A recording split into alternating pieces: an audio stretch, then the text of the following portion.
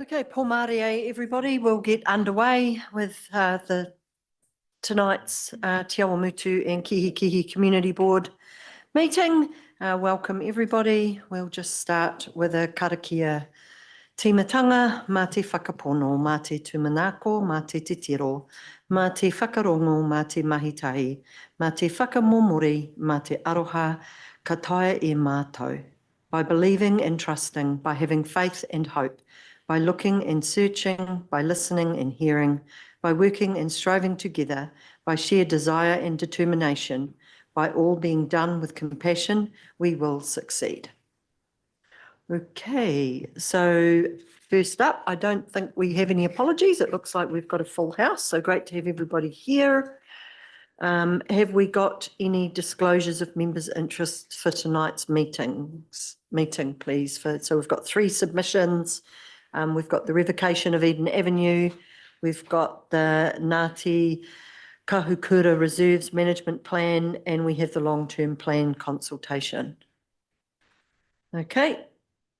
Public forum, we don't have anyone here tonight, so we will move straight into the confirmation of our previous minutes on pages 9 to 14.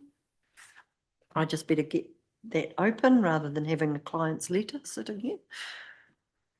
Righto, confirmation of minutes. So can I have someone to move that the Te Awamutu and Kihikihi Community Board confirms the open minutes of the meeting held on the 16th of April as circulated with the agenda as a true and correct record of proceedings. Jill, someone to second that? Sally, thank you. All in favour? Aye. Against? Carried. Okay, so we move on to item 5, which is the revocation of Eden Avenue, the reserve there. That has been in our agenda on pages 15 to 19. I believe we've got Andrew Don floating around. Oh, there he is. Hi, Andrew. Thank you for joining us tonight. We will take your report as read, so thank you. But if there's some things that you would like to highlight, we'll hand over to you first, and then we'll have some questions. So thank you. All yours.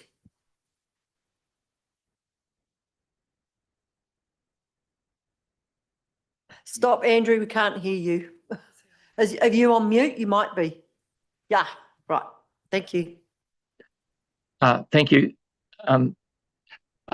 So as you've said, happy to have the report taken as read. Thank you.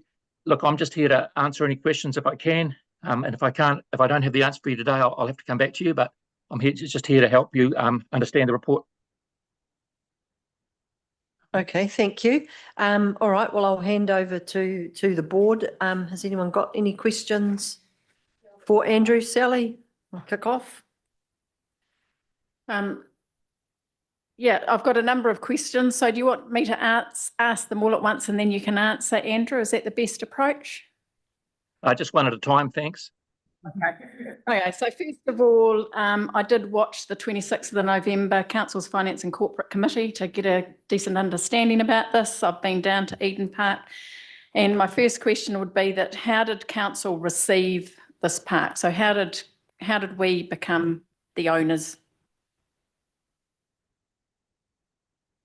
It was land left over from the original 17-lot subdivision from Arthur Patterson.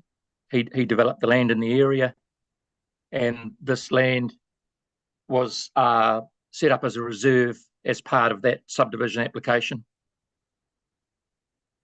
Perfect. So it's a bit like what they do in subdivisions today, except today they would be required to put the playground on it. Is that sort of an assumption that I can make?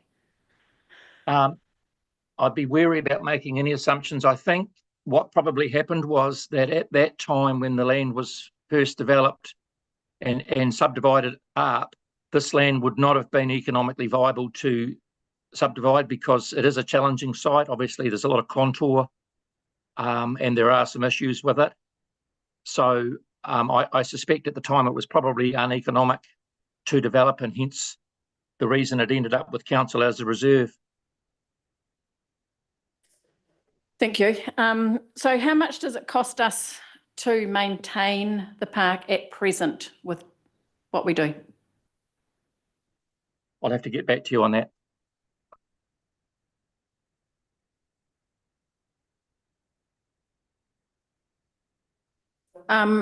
So I note that you have said, I think it says that there's a park to the east and to the south of that park. I'm on the understanding that there is a park on Bridgeman Road, but just curious as to where the park to the south is in that location for the people that live in that area.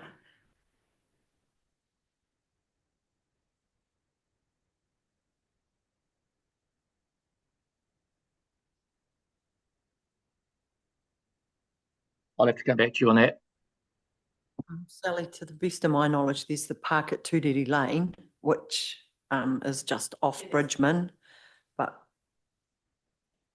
I don't think there's any other. So that was all I thought that was around in that area too, was the one on Turiri, which is sort of Bridgeman Road, Turiri, at that intersection there, which is just a very little park. So I too have been and looked, and I have seen that, yep, the land isn't very conducive to much. However, it's a really nice, quiet spot and a green space. And the people that I have spoken to in the area would not like it seen developed. And I sort of believe that because it's there's not a lot of green space available in and around that area, and with the growth that it's a nice place just to go and sit for health and well-being. It's a nice place to walk dogs, from what I understand. There's many people that go there for dog walking, and it's a place where children can do the roly-poly down the hill. It's well set off the road. And what feedback have you had from the locals and from the letters that were sent out, if any, at this point? To date, we've had no feedback from the letters. And I'm not sure when I last checked, but there'd been no submissions to the advert in the paper. However, I've just discovered tonight that we'll have to rerun that because it went into the Cambridge paper and rather than the TA. So we'll have to rerun that and extend the date for submission. So I'll have to redo that. So how many people in the area received the letter presumably it was in their mailbox, that was included in the engagement process, please? There were 7 or 8 people whose land touched this land in the surrounding area. So not very many, really. So what has been considered as possible uses for the land? You know, what's the reason for bringing it up to this revocation stage?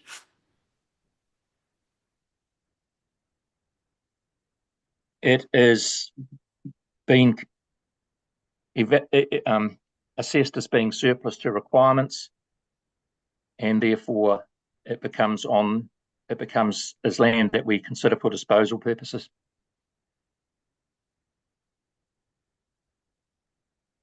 Has the community advisor been involved at all? And if so, what feedback have they given? No, we haven't involved the community advisor.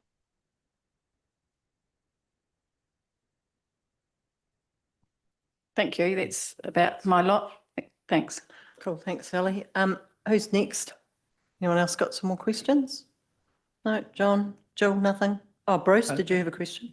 Andrew, I think a positive for this proposal is that the family aren't against it, though. They are quite positive about what's been planned. Yes, I had two meetings with the family representatives, Arthur's descendants, and we're working with them on a way to remember him.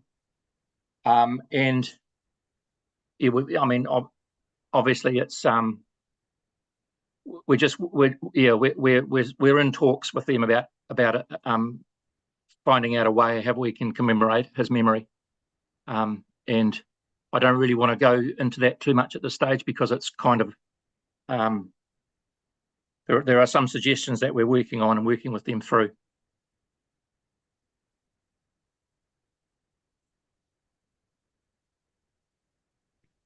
Yeah, thank you for talking to us tonight, and I have read all the paperwork. So if seven houses probably on Escott Street Place, is it, that would back onto the reserve? Yes, there's some farmland to the south, and there's residential properties along the east and northern boundaries. Yeah. So all of those properties that we're touching have received a letter from us. Yeah. So if you say there's only 7, I know of 3 who are actually going to be putting submissions in. So Okay. just as an example, or as a thought, if you've written 7 letters and 7 people who owned those houses, the 3 I know built houses knowing the reserve was there and had lived in there since the houses were built. If 7 people said, look, we really don't want it and we don't want, for whatever reason, would it be looked at? Oh, absolutely. So this is a process where we it's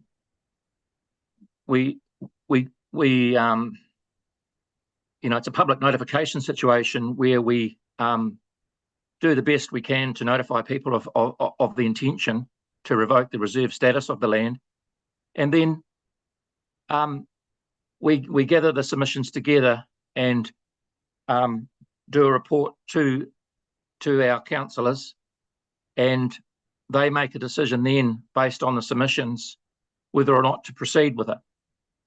And if they do decide to proceed with it, we then contact LINZ, and through DOC we go down that path of revoking the reserve status. But the process is, if people wish to, they can put a submission in, and it all gets considered. So it's by no means a done deal.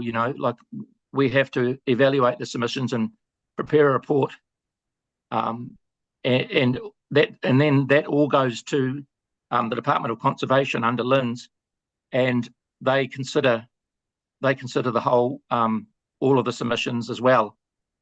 So it's a process that we go through. Thank you. And could I also say that they have sometimes they will direct how the funds or the net proceeds should be utilised. So they have some say in that as well. So we don't always. It's not always a matter of receiving the sale proceeds. Sometimes they can and are able to direct how those funds would be spent.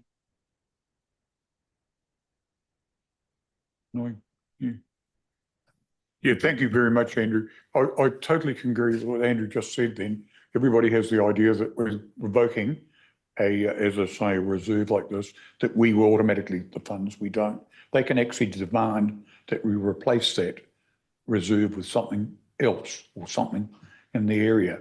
So that goes out to the government. The big problem with the reserve is that we as council have absolutely very little control over it at all. So we can't do anything with it at all while it's under a reserve. So it just sits as it is. The other thing I'd make a point is, having walked through the reserve, to actually build on that site, we've got a very narrow entrance. It's a 4-metre entrance, which would limit quite a lot of what would go on. And this was, as you said, left over from an original development. It was what wasn't developed at the time. But as I say, I think the big thing is that removing the reserve status, that is done by, as I say, by the government, and it's done by the minister, and they can reallocate those funds and not give us all the funds. So in light of that comment, that means, being a difficult piece of land to sell, we potentially aren't going to get a lot for it, and we could be forced to buy something that's twice as much. Okay, all right. Has anyone else got any other questions? I've got a few. John, have you got some now? No? Okay, cool. All righty. My questions went along the lines of the cost of the revocation, staff time, in the first instance to prepare all of this and to actually sell the property, Andrew. I'm hoping you might have a bit of an idea on that, because I did send an email as a heads up to ask that I was going to ask this. So I have a budget for it, and I'm not trying to be difficult. I'm trying to be as helpful as I can, but I'm not able to talk about the finances on this property at this stage. We have to keep, as you hope you can appreciate, that we have to be able to go about our business, and I don't think it's appropriate for that to be discussed in a public forum. Okay. Staff costs. Well, that's the same. I did ask. That was included with that. What about assuming it does get revoked and the property sold, council up for the costs of the development costs, like the water and the stormwater and all the other things like what a normal developer would have to put in prior to selling a section like that? No, we would be selling the block as is. This is not a straightforward. Obviously, some of you have been to the site. It's not a straightforward development option.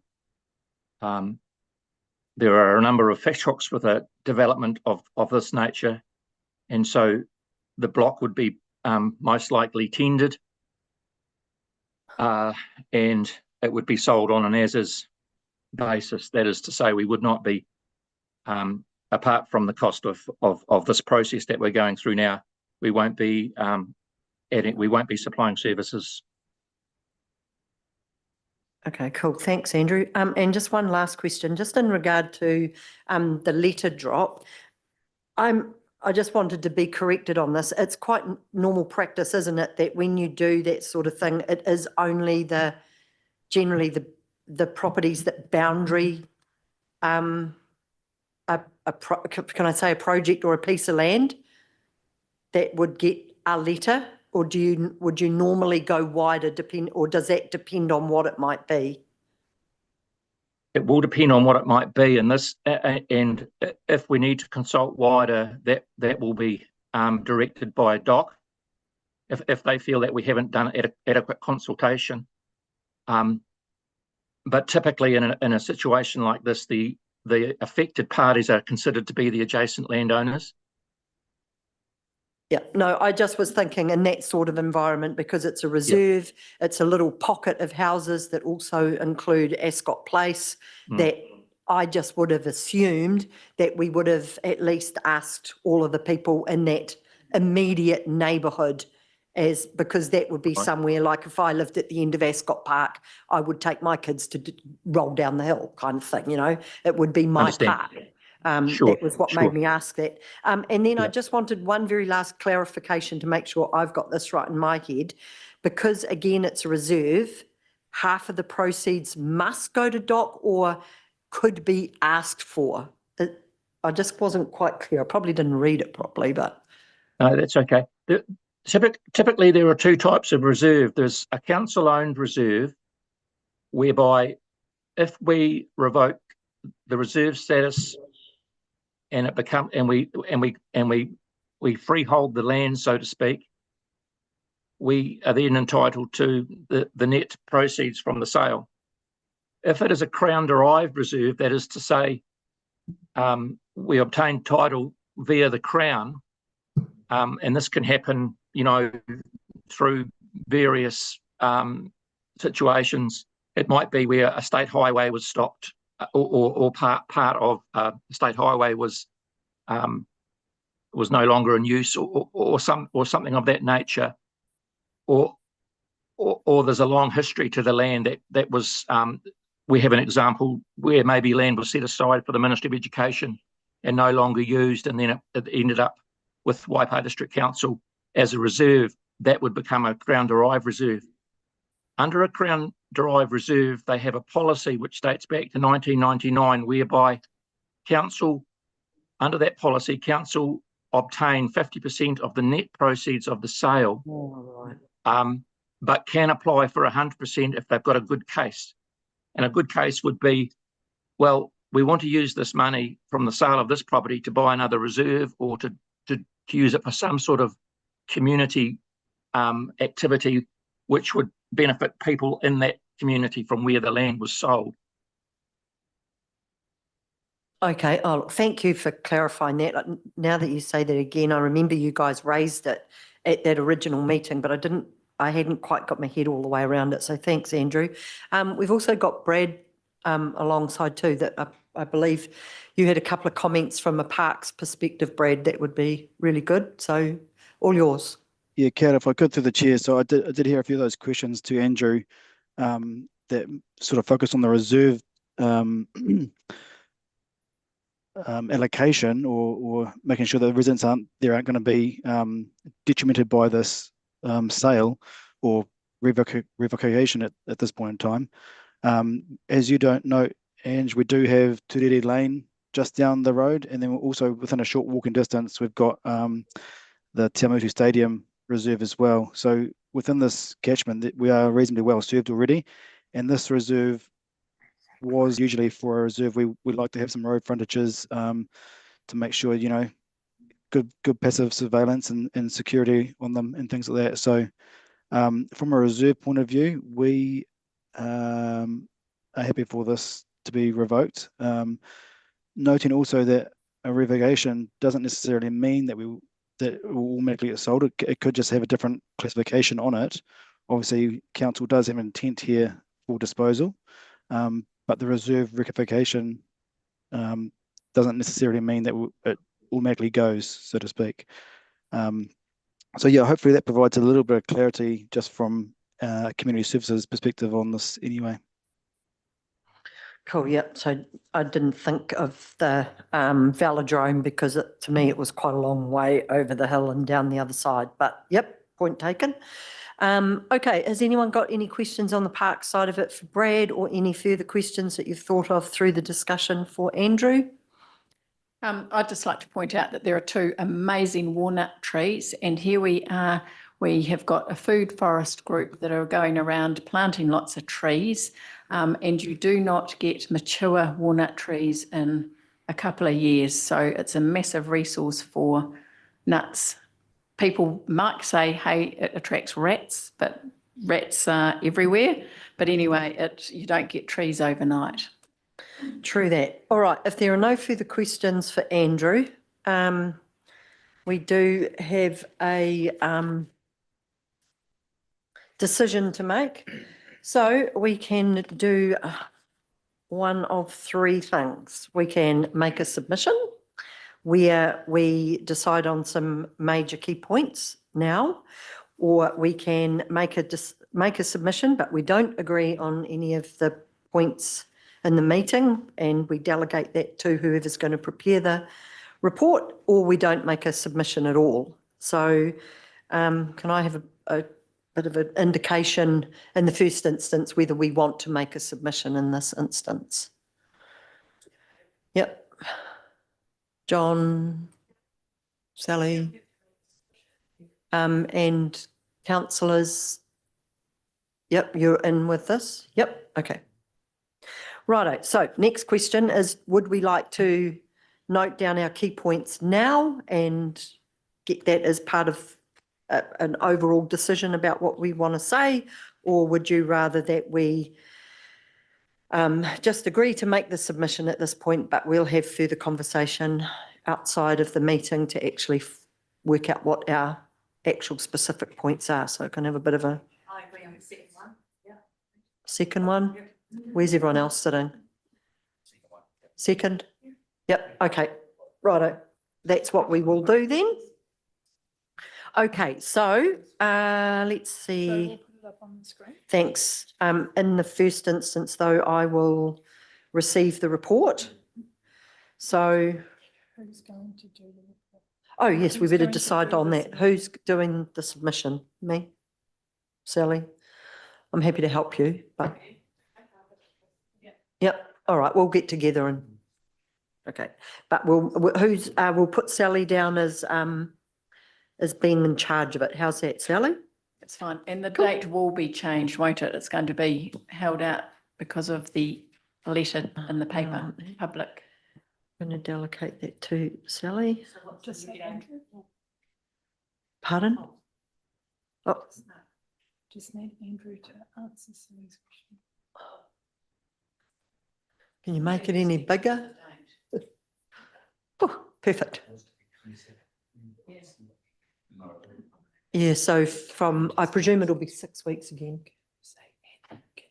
Oh, Andrew, are you able to confirm a new date tonight for when the submissions will be due, please? We were looking at the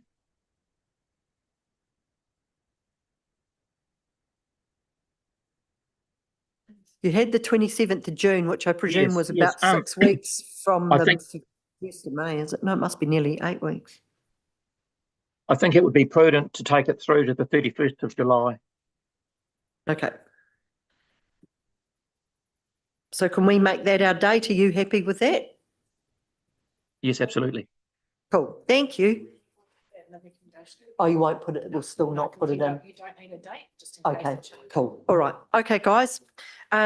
Righto. So can we please have someone to move that the Te Awamutu and Kihikihi Community Board receives the report of Andrew Don titled Revocation of Reserve Eden Avenue, Te Awamutu, and B, that the Te Awamutu and Kihikihi Community Board agrees to make a written objection on the proposal to revoke the reserve status of this land and subsequently, no, we don't, that's the wrong one. No, we're not agreeing to revoke it. We're agreeing, no, we don't want to say that. No, we just, no. No, we agree to make a written objection, to the proposal. That's right, to revoke the review. Oh, no, but have we agreed that that's what we want to do? Sorry. Oh, okay. Yeah, So you might we, that's, agree to make a yeah, submission. so we actually need to, No, you don't. You want to just agree to make a, yes. just want to agree to make a yes, submission? Yes, yeah, So we'll just change that. yeah, that just threw me because I thought that part should have been up the top, shouldn't it? Agrees to make a submission. Thanks, Joe, sorry. On the proposal to revoke. Yes, okay, righto. So we've done part A. Part B, we agree to make a submission on the proposal to revoke the reserve status of this land and subsequently dispose of the property. And we delegate the authority to Board Member Whitaker to prepare and finalise the Community Board's submission to the proposal to revoke the reserve status of Arthur Patterson Reserve in consultation with Community Board members. Right, can I have someone to move that? Jill? Second, John, all in favour? Against? Carried. Thank you, people. Right, next up on page 20 to 69 of our agenda, we have item 6 and we've got Aidan Kirkby-McLeod and Brad Ward standing aside to answer any questions for us in regard to the Ngāti Kahukura Reserves Management Plan consultation. So again, we are going to take the report as read. And gentlemen, have you got anything you would like to point out to us to start with? The floor is yours, and then we'll ask some questions from there. Thank you. So Aidan, do you want to go first? Yeah, kia ora. Thank you. Thank you, Madam Chair. Can I just check that you can hear me okay? Yep. Great. So happy to take the report as read and answer any questions. So the purpose of the item is to confirm whether the committee, the board would like to make a submission on the Ngāti Kahukura Reserves Management Plan that's been prepared by Ngā Pai Whenua And so the detail is set out in the report, and open to you to see whether you have any questions. Brad, did you have anything that you wanted to point out in advance? No, thanks, Madam Chair. Okay, thank you. Okay, so has anyone got any questions in regard to this item? No? Oh, that's nice and easy. You must have, oh, no, Jill has, sorry. Sorry, I've made a comment and I'm to talk to you about, and I'm just trying to work out, so correct me if I'm wrong. But I was reading that the reserves are, the council provides administration support, but they're not actually owned by council to lead this development. So, so who actually owns these areas? So the reserves themselves are owned by trustees of Ngāti Koroki Kahakura, returned to them as part of their Settlement Claims Act, treaty claims. Okay, thank you. Okay, so is there anything else? No? Okay, so that means we need to make a decision as to whether we would like to do a submission and how we're going to go about that, or we're not going to do a submission. So where are we sitting in that department?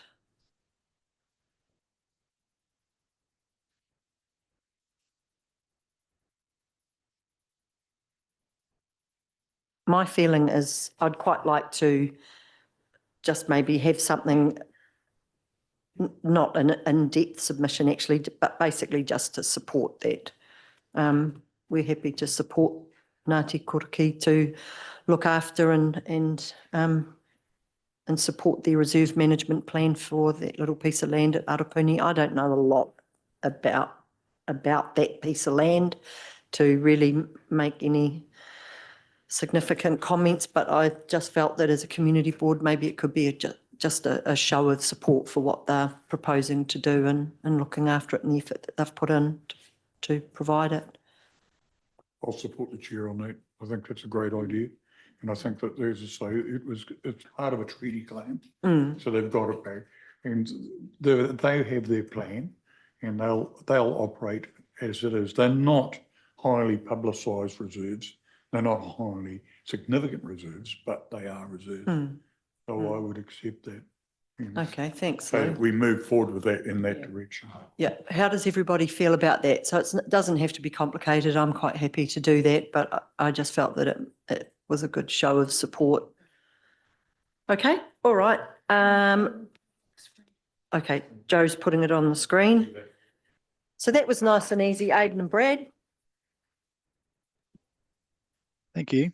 And it should be, I should have called, oh yeah, it is right on that bit. It was just up there. We missed the Koroki. I was looking at it going, oh well, that's what's written there. Oh, no, it's all right. It just threw me a little bit. Yeah, no, it's all good. I should have picked it up anyway and gone, oh, hang on. Okay, righto. So, receives the report. We agree to make a submission and delegates it. Perfect. Yep, that looks right. Is everybody happy with what's on the board? Okay. Ow. Okay, so that the Te Awamutu and Kihikihi Community Board, A, receives the report of Aidan Kirby McLeod, Reserves Planning Team Leader, titled Draft Ngāti Koroki Kahukura Reserve Management Plan Consultation. B, agrees to make a submission to the draft Ngāti Koroki Kahukura Reserves Management Plan, and C, delegates authority to Chairperson Holt to prepare and finalise the Community Board's submission to the draft Ngāti Koroki Kahukura Reserve Management Plan in consultation with the board members. Could I have someone to move that, please? Lou, Kane to second. All in favour? Aye. Against? Carried. Thank you. Oh, pulling Thank out you, pieces of everyone. my hair in my glasses. Ouch. Okay, thanks, Aidan. Thank you, Brad. Appreciate you being here tonight. Thank you. See you. Thank you very much. Okay, on to item 7, the very big one, which is the long-term plan.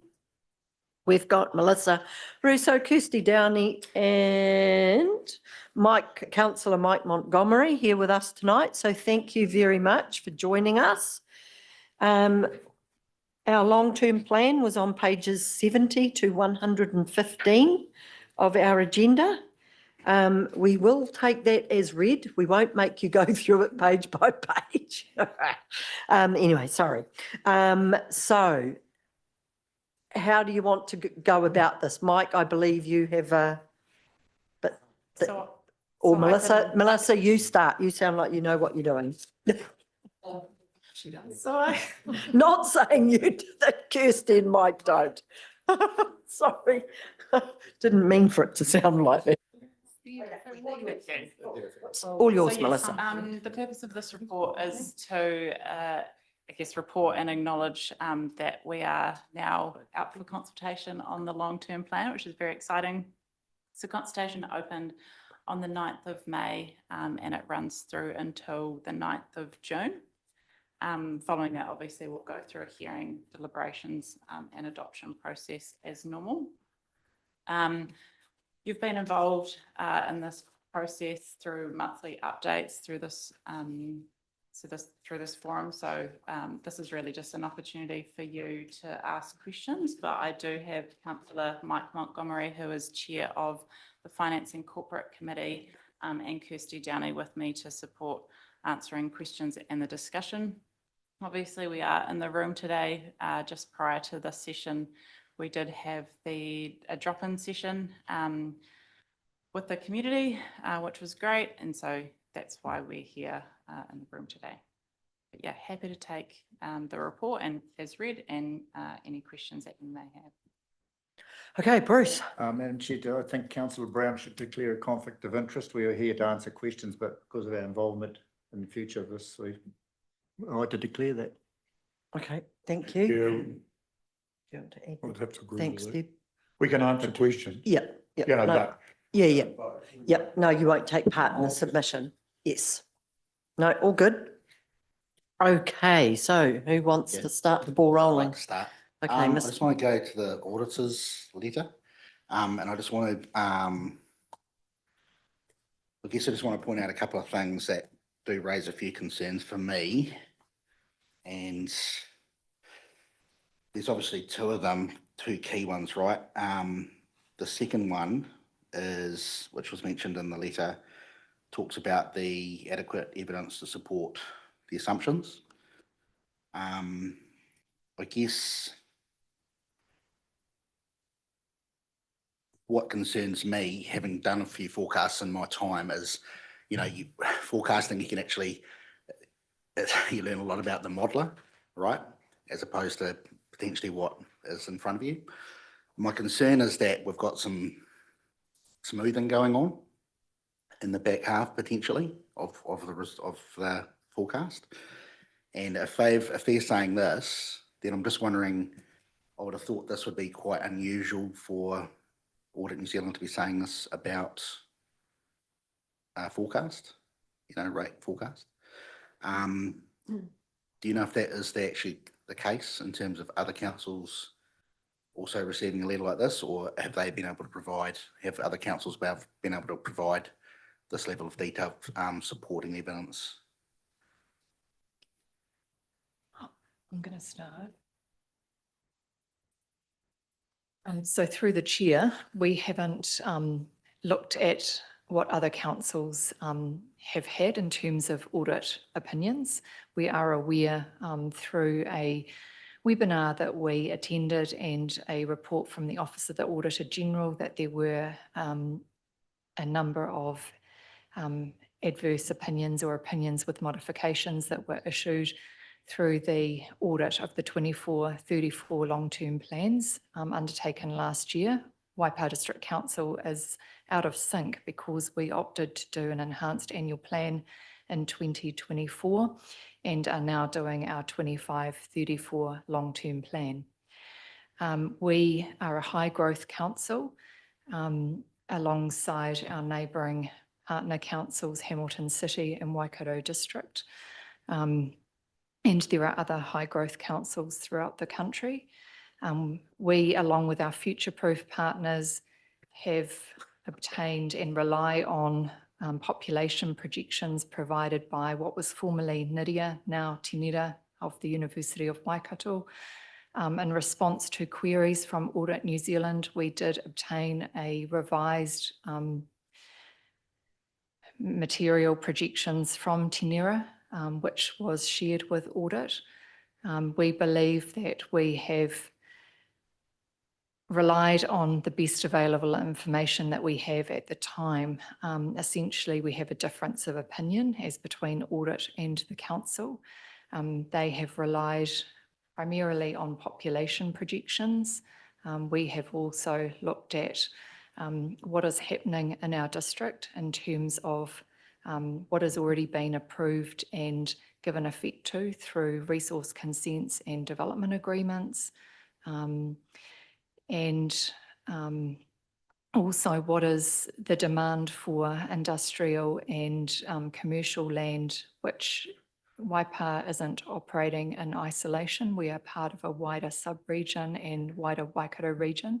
So we know that through the work that was undertaken last year, we were required by legislation to prepare a future development strategy. We did that with our future-proof partners, that there is a shortage of land for industrial development within the boundary of Hamilton City Council, and there are flow-on impacts for Waipa. You see that particularly in North Waipa, around the airport and also Hautapu.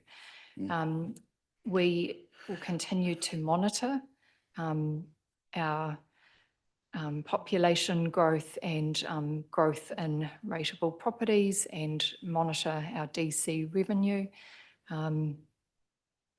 And look, there will be further revisions of population projections that we expect to be issued by Tinera by the end of the calendar year, based on the updated Stats New Zealand. Thanks, Kirsty. Yeah. I guess my concern is around like sensitivity analysis. So have we done some sensitivity analysis around our numbers and said, hey, this is what we've used. However, if we use this number, our rates will actually, because we've obviously got rates going up the next year or so and then coming right down. My concern is that we're going to actually have this high level of rates requirement going forward. That's really what I'm asking, like the concern around the long term, and it's highlighted here in Audit New Zealand. It's not me sort of saying it, it's right here. That's my major concern, Great question. And your point about sensitivity analysis is a really good one. So there's kind of two financial implications of if the growth forecasts don't come true. You've hit on one, the rates dilution effect doesn't happen as expected. Two is the development contribution recovery doesn't happen as expected, so the debt position stays worse for longer. So those are the sort of two financials. It's a key that the growth and therefore the development contribution recovery is a key financial uncertainty for us and a key risk. So I've been already in talks with our interim CFO about exactly this point about sensitivity analysis, and he is working on it, because I agree with you. It's something we need, because we need to know what that looks like, and we need to know early so that we can start pulling levers on moderating the capital program to match. Okay, so just a couple of points. Kirsty gave you a really good summary of the sort of nuts and bolts behind the population forecast, the growth forecast. From a governance point of view, aside from the sensitivity analysis, there's a couple of points I'd add. When we had the interface with the auditors, it is pretty clear that they're mostly worried about the outer years of the growth numbers. The first few years where the growth is modest, they didn't have a problem with. They just pointed to sort of over-optimism in the outer years. Now we get another couple of goes at this before they come to reality. If the Waters preferred option proceeds to go to a CCO, we'll be having to do a long-term plan amendment this time next year, which would have to be audited. So we get another go at it then. And then to bring the long-term plan back into the 3-yearly cycle, there's another long-term plan coming 2 years after that, again audited. Yeah. So as a governor, I get a little bit of comfort from that. We're on notice from the auditors, right, that they think the outer year numbers are hard to support. I hear that. Acknowledge it. The fact we get another couple of goes at it is comforting to me. And we've been in discussions with the CFO about the sensitivity analysis, and we have elevated our expectation to the chief executive that next time round we're looking for a clean audit on this matter. Okay, she's in no doubt that that is our expectation, and it has been elevated to that level. Okay, so from a governance point of view, that's sort of the lie of the land as we're seeing it. But you are pointing out really good points, and I agree with you. Thanks, Monty. Sorry, just another quick one. Yeah, just still in this audit document. So this the CCO whole setup, right? Totally appreciate it's going to be a lot of work to resolve that. You'd have to have a second forecast, wouldn't you? Basically, taking it out, right? You mean a full financial recut? Yeah, basically. So have this model that we've got in front of us, which is the 15.5, etc., right? And then having another model where you've got the water services assets. You have to do that, right? That would resolve that issue. I guess where I'm coming at it from is that sort of two places, coupled with the long-term growth issues that you've got here, and then you've got the water modelling. I'm sort of wondering the use of the actual overall model itself in terms of like being, I totally appreciate what you're saying, Kirsty, and I get that. But I'm saying in terms of like being able to look at it as this is really what's going to happen. I don't know how I sort of tend to go back with Audit New Zealand on this and saying, I don't know how relevant the numbers are. You know what I'm saying? And then coupled with that, so that's more of probably a statement, but more of a concern I've got is 15.5 is, I just think it's just too high. That's just my view. I understand we've got sort of limited revenue opportunities. I understand we've got, well, the only place we can go is costs. Really, we have to cut our costs back. So that would be my addition to a submission, that 15.5 is just too high. But coupled with the fact that I'm not sure how relevant the numbers are, right? Yeah, so that's where I'm at. Got a whole lot of other questions, but I want to give the board another opportunity to talk to that. There's a lot in there, Kane. I'd kind of like to answer a couple of things, Ange, with your indulgence. Please do. Yep, no, it's great. Thank you.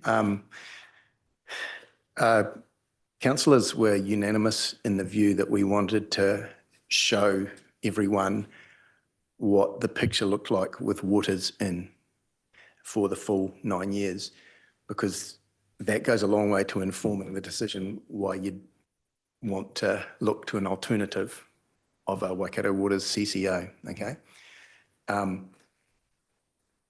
We were faced with those two choices, show you it carved out or show you it as a whole. I'm still totally convinced of the view that you get a better picture of what it looks like with the whole 9 years in. Otherwise, we'd be having a very odd consultation now, because we would be saying, after year one, the waters business is out. This is what our part of it looks like. And you'd be going, so what's the total picture? What does my water rates look like? And I'd be shrugging and going, not my problem. And to the citizen, they need to know what they're going to be spending on all council services, including water, and that's what we present in the full 9 year plan. So, sorry, I thought we did have a view of what the waters is going to cost.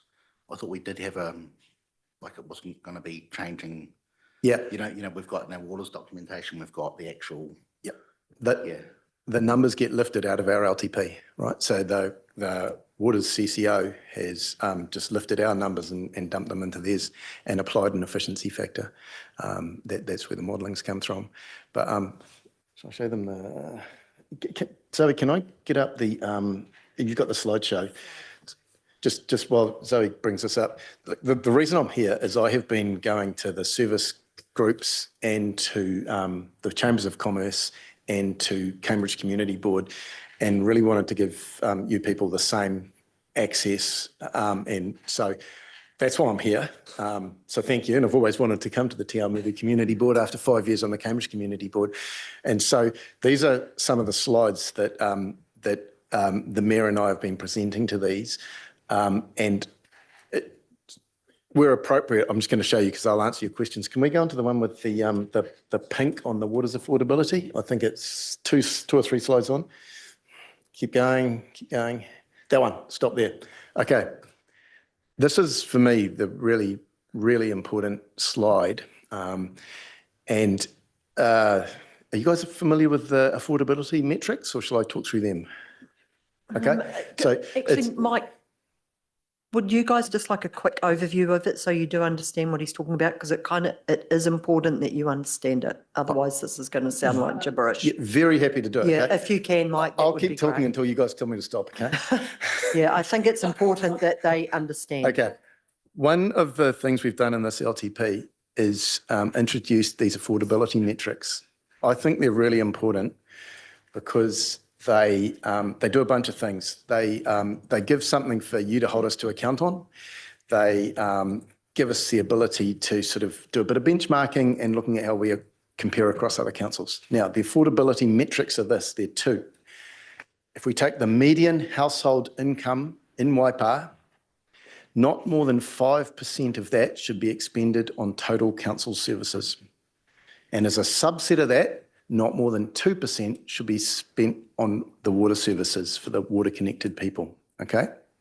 So it's relatively new. It's a metric that's gaining some significance around the country, or sort of some adoption, and I think it's a really big, a big advance. Now, look at that right-hand column, the affordability waters assessment. Year one, we're comfortable as, down at 1.49%. You can see we get in trouble in the outer years. Our costs of delivering the water services is heading up and up significantly, okay? And so to your point, Kane, we wanted to show you this, that for me is one of the drivers of why we're looking to a CCO. There's an affordability problem emerging. We can see it clearly. And so in response, you look, what can we do about that? And the Waters CCO is our preferred option to do something about that. You are looking for the efficiency, the economies of scale, the capital and operational efficiencies that a bigger entity should be able to do. So, Kane, does that answer your question why, partly why we were so keen to have this in?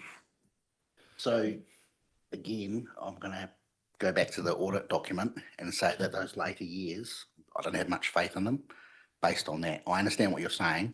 We've got to control our costs and get them into a sort of a percentage that we need to hit, right?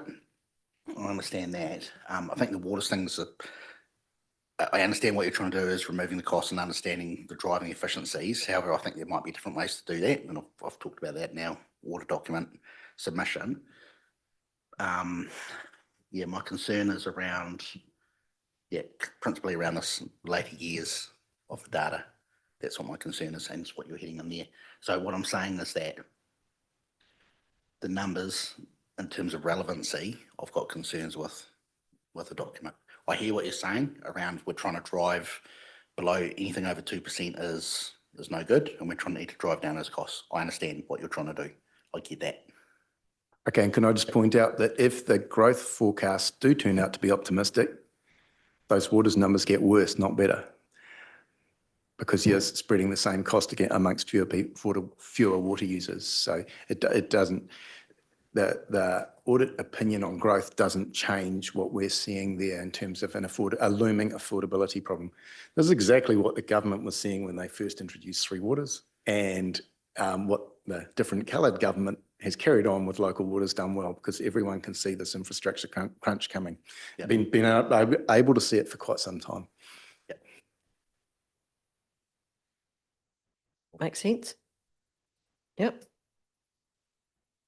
Okay. Yeah, and look, we'll, Kirsty has just suggested this presentation I've been doing, we'll make it available to you.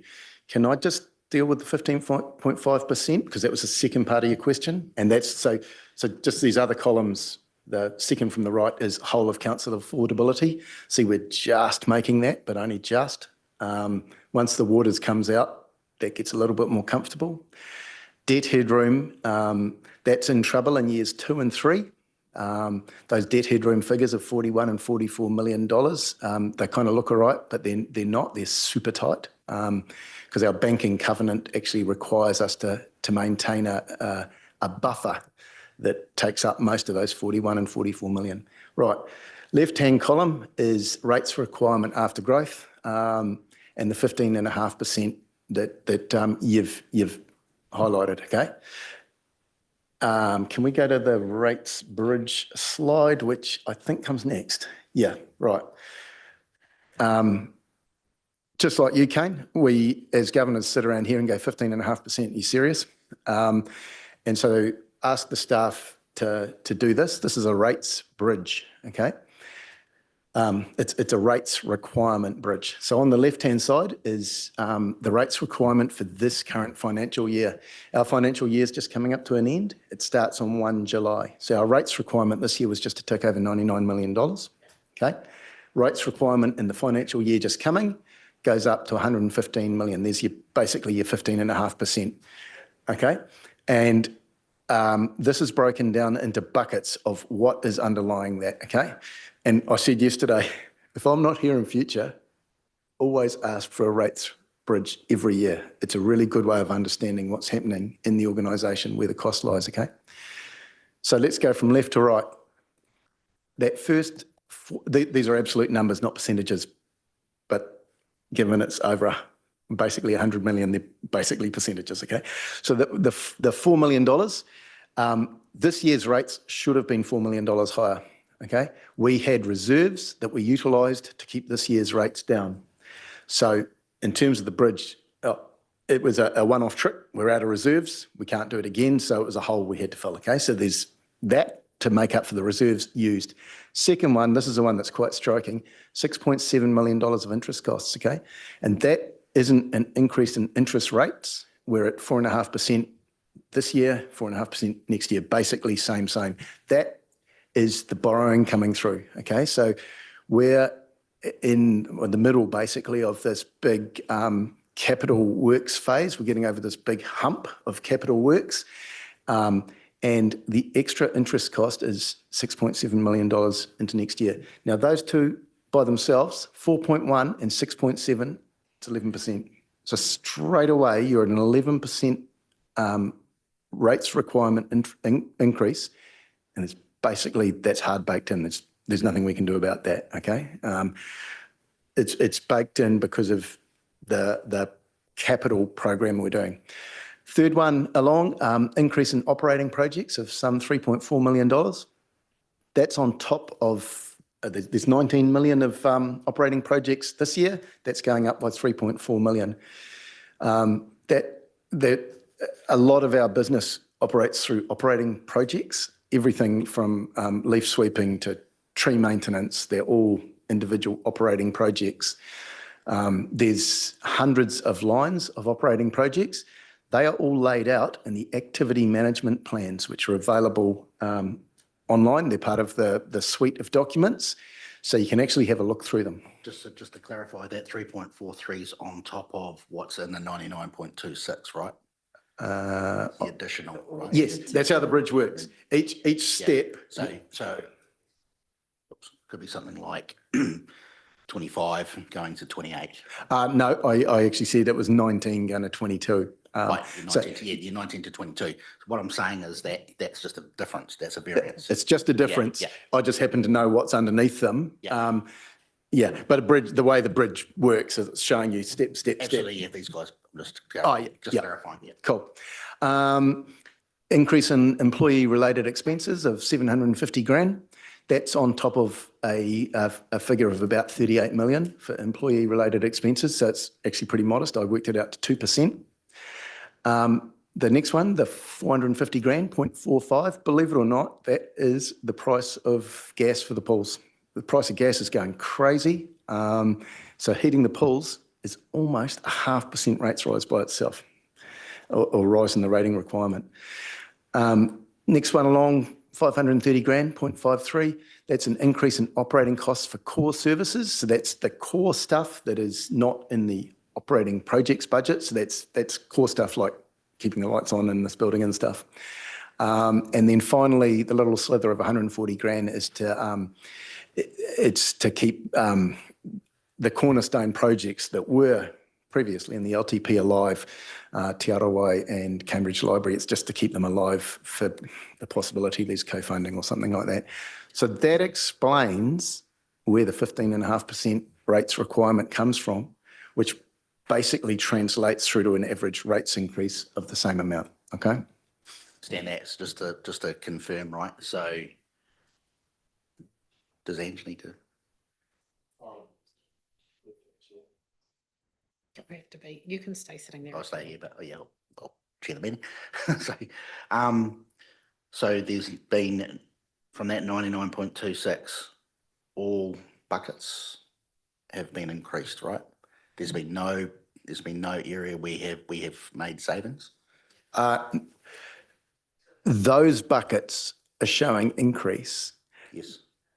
But if we could cut it and dice it different ways and show you the decreases. So on that, if you go through the activity management plans, there are 10 of them that are published, you will see there that the activity managers, and these are things like the cemeteries activity management plan, the libraries one, I can't remember all 10 off the top of my head. There's a transport one, a waters one. They set out, the activity managers set out, they have a starting point of this is what we want to spend in the 9-year plan. Okay. And it's both capital and operating. And then they meticulously itemise things that haven't been funded, that have been cut, and things that have had haircuts, and practically everything has had a haircut. So this budget has gone through multiple rounds and multiple haircuts to get to this 15.5%. So sure, each of these steps is going up, but within it, there are several, and lots and lots and lots of budget, of more granular budget lines that have gone down. Okay. That would be really fascinating to see on a waterfall chart like that, to say what has been reduced. To be honest, it's too granular to show, because operating project budgets, there are something like 270 of them. So you couldn't see it. But if you go and have a look at the activity management plans, you can. If you're interested in something particular, you can see how that's tracking. Okay.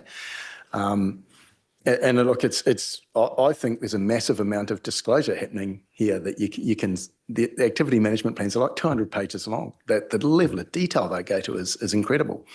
But for me, the really interesting part is how those budgets are either completely cut or the haircuts they've been getting, and they're showing percentage haircuts. So encourage you to go and have a look at them if you want evidence of the cost cutting discipline that's been applied across the organisation.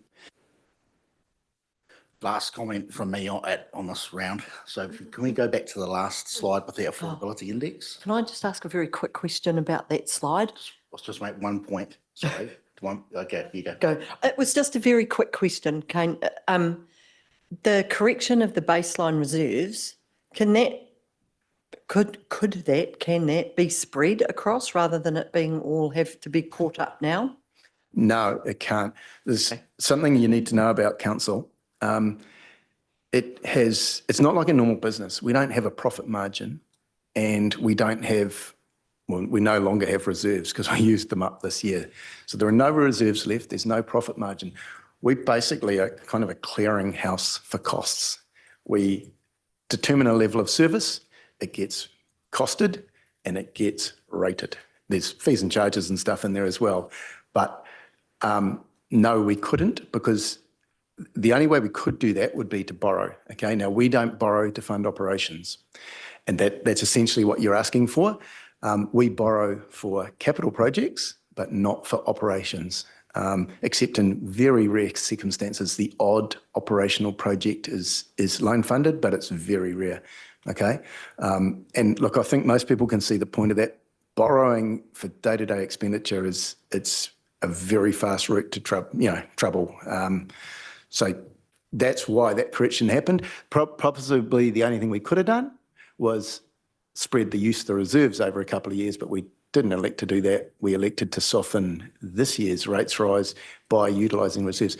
And remember, reserves are ratepayers' money that has been collected in previous years, tagged for a specific subject. In this case, it was waters, hadn't been fully expended, so it sits there in reserves.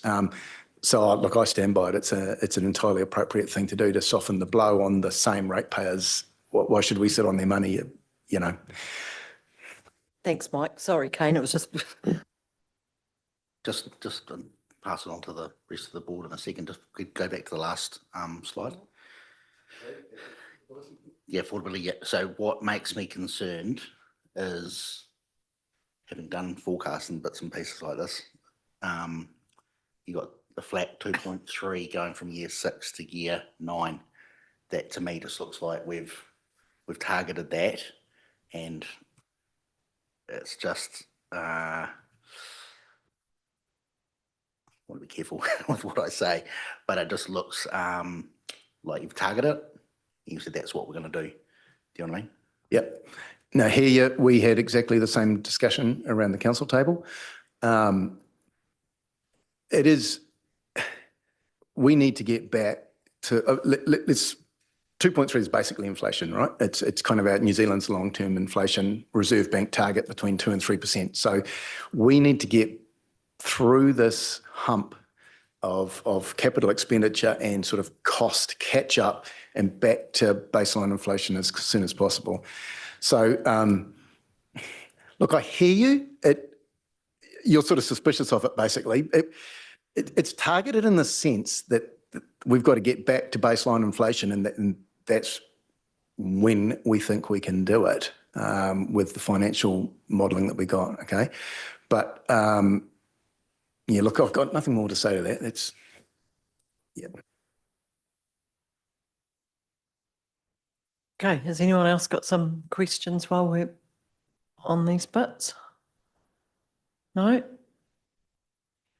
So what do you say to the average Joe, you know, people at home, young families, with regards to funding a 15.5% increase when they, probably like myself, haven't had a 15.5% increase in a pay scale, and so therefore may not be able to pay their rates, so then get a 10% penalty, which is, what do you say to them that haven't had that rise for affordability, because it becomes unaffordable? There's probably sort of three things I'd say. For starters, we do point to the rates rebate scheme, which the government administer. So you know, there's a little bit of a safety net there. We acknowledge that. I mean, these are big numbers. We point to the fact that inflation in our world has been much higher than consumer price index type inflation. The inflation in the civil construction sector is massively higher than in consumer price index inflation. It's the difference between 2017 and now. It's something like CPI has been sort of around about 30%. Civil construction's been around about 50%, and that feeds into our debt and our debt servicing. So that's driving the cost. We point to the fact that there have been these multiple rounds of budget cuts. We point to the activity management plans that evidence that. And probably the biggest one for me is in response to this affordability problem, we're exploring the waters CCO.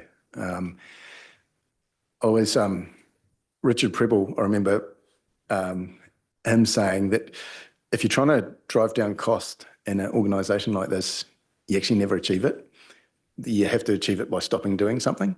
And I know that from my own business, that's kind of true. Like, it's really hard to push on staff just to tell them to work harder for less. It just never sustains it. But if you actually stop doing something, it does. So carving out the waters business, setting it up with scale, professional board looking after it, and the ability to look for these capital and operational efficiencies is probably one of the big things we're doing in response to this affordability issue. And I would just also point you to the fact that this affordability metric gives us a little bit of comfort. You know, we year one there, whole of council is still at 3.7% of median income. Okay, now arguably that can mean that rates might have been a bit cheap in the past, that we're sitting reasonably comfortable under the affordability metric, but facing a real problem soon. And it's about that sort of infrastructure crunch. It's not just us, you know, you're reading about this the whole time. It's all through the school system, the hospital system, everything. Arguably, there's been a bit of an underinvestment in New Zealand infrastructure, and we're having to pay the piper now. We're running out of runway. So there's a suite of answers, and yeah, but acknowledge these are big rises, right? Just a quick question. What was the median household income? Can you guys remember? Look, I'm not going to get it exactly right. It's something like 122,000, which sounds about right if with those numbers. Can we just confirm that or not? Look, don't quite, I could way off there, okay? I remember, I remember being at the workshop and thinking, whoa, that's pretty high. It'd be interesting to know in our population how many people actually earn 120,000, because I know none of my friends do, for example. So, you know, when you base it on that and, you know, yes, you're going to have 20% of your population that are earning way more than that, which is obviously bringing it all up. That was, yeah. So yes, it's 122,500, but that's all of New Zealand, right? That's not just Waipa. So it'd be good to know. Yeah, ours was Waipa specific, and we have got a number. Look, we'll get it to you when I can. I'd rather not go off the top of my head because I don't know, okay?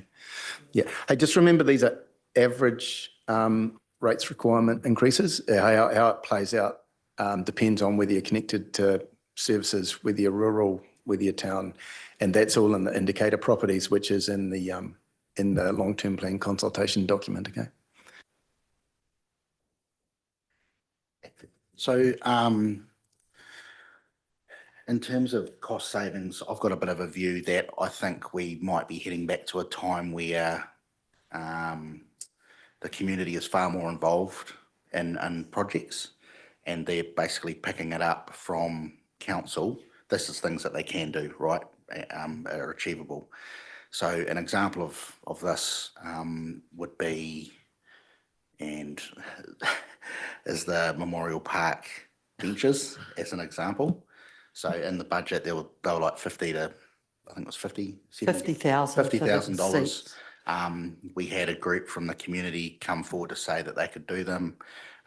Asked how much was it going to cost, and they said they could get it, all the materials donated and do themselves for nothing, right?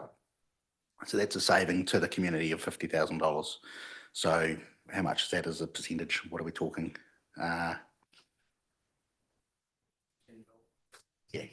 So my point is that over a number of different items does add up, and I'm just wondering if that we are heading back to a time where, you know, if we can't afford to do it, we don't do it, or we put it out to the community and we get community involvement to get these things done. Absolutely agree. Infrastructure, we need to keep that up to speed. That's been the issue, right? We haven't done that in certain areas, and we're paying for it now. I understand that, right?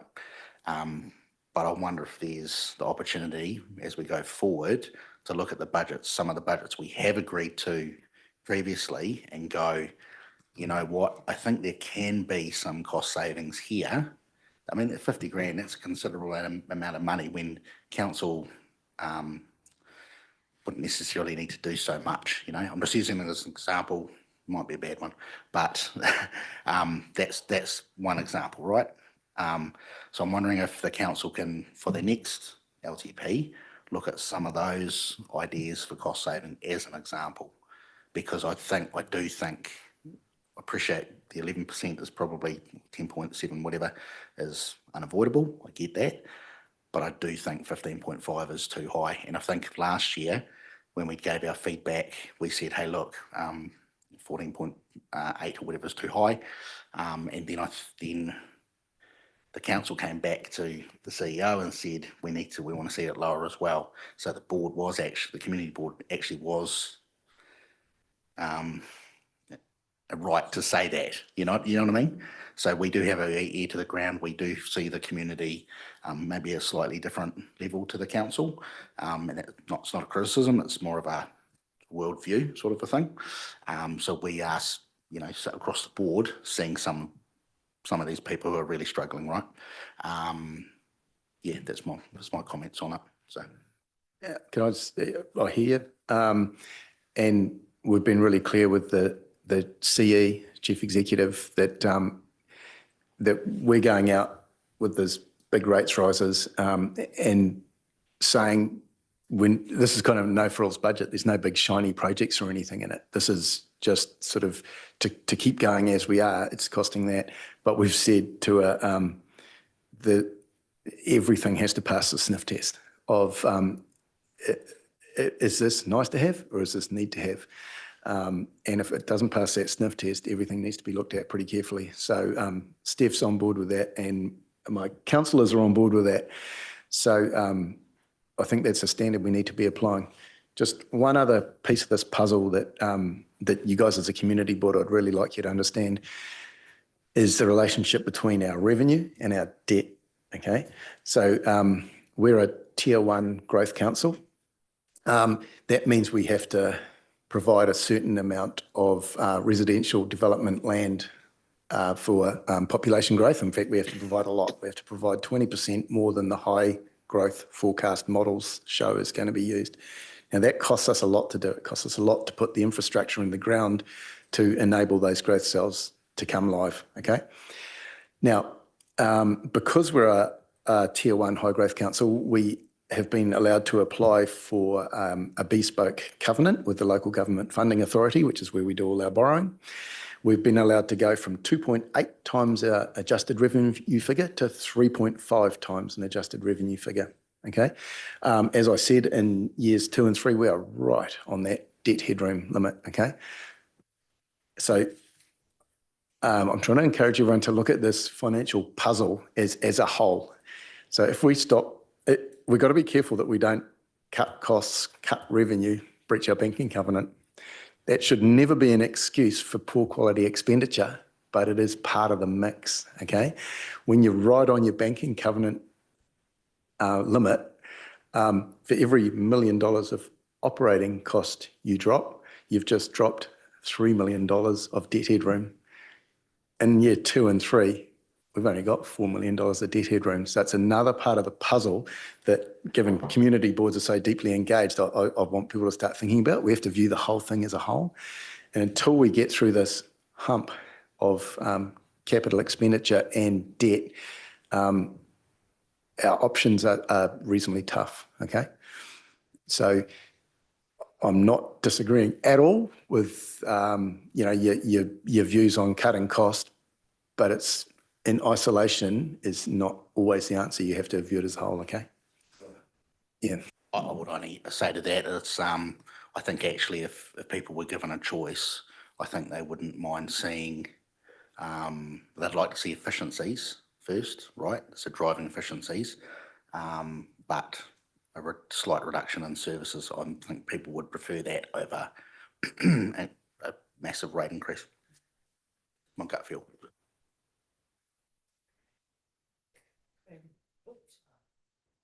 Thanks, Kane. No, that's been good. Thank you. Have we got any other questions? Oh, Melissa? I can just respond to the average household income So I can confirm that it is 124,800 for Waipa household.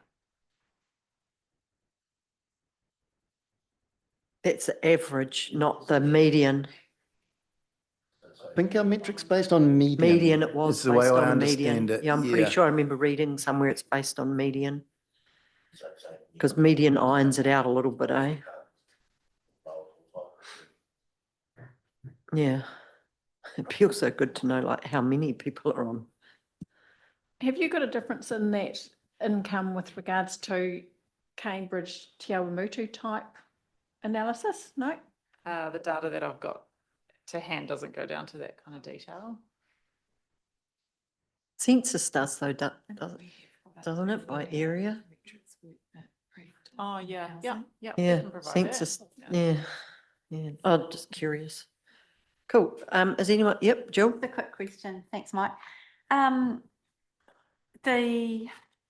we call it, community facilities at 148 million, it just blows me away when I see it, and I know some of the things need to be done, like 5.1 million for erosion control and improving environmental incomes and waterways. One thing, it just is as a query, is we've got 4.3 million for a new dog pound in Cambridge. So to me, that just seems very high, but it does say it needs to meet health and safety requirements.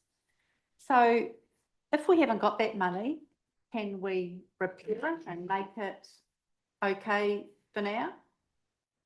Do we have to have a brand new facility? And it's not just that, it's, you know, it's like, Sally would probably back me on this, that the playgrounds where we do these great big destination playgrounds, or instead of just repairing a playground, we do a whole new playground. When sometimes a huge amounts are spent. At what stage, and I guess it's already been decided, you know, that 4.3 million is going to be spent, and we really are struggling with our money. So, and yes, it does need, I can understand for health and safety, for parks and for dog pounds and other things, but is there a time when you say, look, can we just repair that for now because we just, at a small cost because we haven't got the money, or we get a community project going? Yeah, thank you. Okay, good one. So we're talking capital expenditure here. Our capital expenditure is divided into three types. The first type is renewals CapEx, and that's to look after assets we already have, okay? We have assets of $2.8 billion. Our depreciation every year is about 40 million. And so our renewals CapEx budget should roughly match the depreciation. So the renewals CapEx, I think most people can kind of live with, because otherwise we're starting to go down a spiral, okay? We have growth capital expenditure. That is debt funded, and as far as is legally possible, recovered through the development contribution regime from the developers as they happen. And then we have the third type of capital expenditure, which is improving levels of service, okay? And that's kind of where you were going. And so I just wanted to give you the basics on that. This is exactly the sort of thing you guys should be submitting on, okay? And level of service CapEx is a really good one, because it reduces our debt, it reduces our interest cost, it does begin to flow through. So, you know, what your community boards say is really important, okay? Your submissions are serious submissions because you're elected members. So I said pretty much the same thing to Cambridge Community Board. This is a genuine consultation process. Go through the activity management plans, look at the stuff you don't like, perfect example, and question it. And if you don't like it, put it in your submission. It comes to us. It's a really great trigger for us to reconsider. And if you guys are saying you don't need it, it helps us cut it, okay? So, yeah, I'm not going to tell you what to say. It's up to you guys, but your submissions, the community board submissions are serious, okay?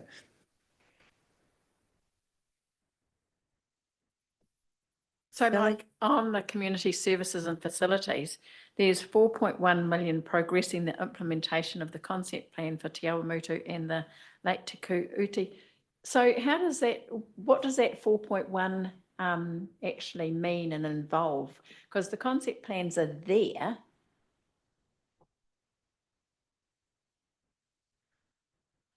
Look, you're getting to a level of granularity I can't answer off the top of my head, okay? I've been going around, I look at this from top down. Yeah. Through the chair, my recommendation is that if you have questions you would like to ask of us, and I did send an email through to Ange as chair yesterday, I believe. If you've got questions, then please, Ange, send them through to me and we will coordinate responses back to you to inform your submission. Yeah. We're here to provide an overview, but we also need to rely on our activity managers who are all over the detail that we're not able to provide you with tonight. But we'll certainly follow up and get back to you. Oh, that's all. Yeah, and we're not ducking for cover on this. It's just once you start getting down into detail, we're the wrong people to be answering it. Your activity managers are the right people to be answering it. So. Okay, I might just have a couple of more general ones, I think, but tell me if I'm wrong. So I had a query just in regard to, there's quite a good portion talking about a lot of expense around climate change. And I just wondered, why are we as a council having to do so much work in this space when I would have assumed, and just from my general reading on the internet, there is a lot of information already done. It's just a matter of matching that up. It was just kind of I mean, I know we've got to be aware of it and everything, but I got the impression that we were going to do a lot of work. So through the chair, we had an independent audit undertaken by KPMG a few years ago now, and that identified a number of areas where council needed to undertake some improvement. And we developed a governance improvement program plan, and from that a detailed work program has been developed. Obviously there are requirements or agreements that have been entered into globally, nationally, and there are legislative requirements and standards. So we're not doing this alone. We are working in collaboration with Waikato Regional Council and partner councils, as well as national organisations. You may be aware that through projects and initiatives that have been developed, scoped for inclusion in what was the 24-34 long-term plan and now the 25-34 long-term plan, all business cases were required to consider climate change. This is actually something that is heavily scrutinised by audit with a particular focus through this audit of LTPs. So yeah, that's I guess the driver for it. So in terms of where we're at, we have employed a sustainability and climate change advisor, Haven Walsh, who is leading that work, and there are a number of deliverables as part of that governance improvement plan that look at specific areas. Skills and training for elected members, executive and staff. There are governance deliverables. What's the next one? There is one around performance and processes. There is a draft climate change strategy that is under development. There has been an organisational risk assessment undertaken, and I guess an extension of that will be an risk assessment undertaken at a community level. Sorry. Cool, thanks, Kirsty. Yeah, no, go. So just on this climate change stuff. So are you saying all of that comes under a regulation that needs to be completed, or is there anything that we go above and beyond to to achieve. So that's yeah, I guess I'm climate change skeptic, right? In terms of man-made things, right? But I just want to know, are we doing extra spend on this above and beyond the regulatory requirements is my question. So through the chair, I think I mentioned that there were agreements and protocols that had been entered into by New Zealand globally. This council, through a former mayor, entered into a declaration. There are, as I said, legislation and regulation requirements. In terms of whether we're going over and above, I don't know that I feel entirely comfortable responding to that. That's not my area of expertise.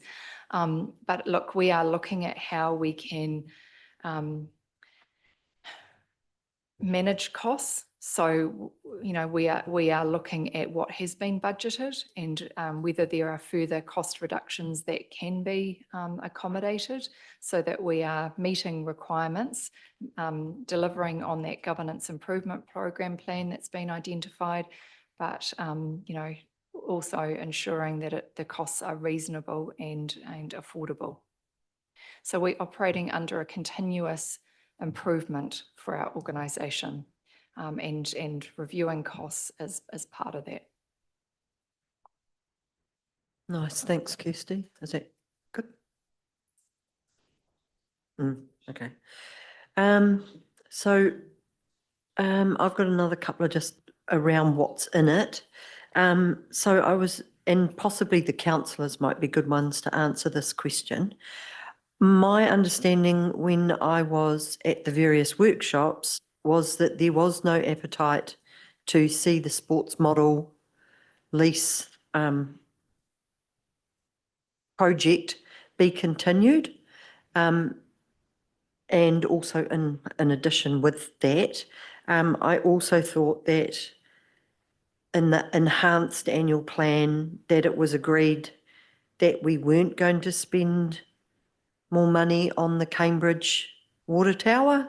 So I'm just curious why the sports model's still in and why we've now agreed to spend 2.6 million on the tower. Or is that, do you want me to send you that one later? I was just curious, like councillors, I don't recall that one. I thought that it was agreed that it had gone. So I was kind of quite surprised to see it was still there. Through the chair, Ange, can I please request that you put that in your submission? Okay. And your queries to okay. us. Yep. No, good as gold. Thank you. Yep, So that no, we can that's come all right. back with comprehensive response. Cool. And I might ask you this next one in that as well. And you've answered that one, and that one's more specific. So no, that's me. Just to ask a question of you, Mike, you mentioned the 20% for the tier 1 requirement. How long, can you clarify that? How long does that go on for? 20% of what for how long? No, I can't. We'll have to get growth and regulatory back to you on that. I'll tell you what, I have, you've met Wayne. I quizzed him about this, and we actually have to file a return every year that we send in showing what land is available and that it's affordable and so on. And so it is real. It's something that we are being monitored. It's all under the National Policy Statement on Urban Development. That's where this stuff all resides, and that's where the requirements flow from. But in terms of the absolute specifics, I can't answer you, but we can get back to you on that. Okay. Sounds frightening to me. No farmers, no food. This is within growth cells, right? It's within existing growth cells. Yeah.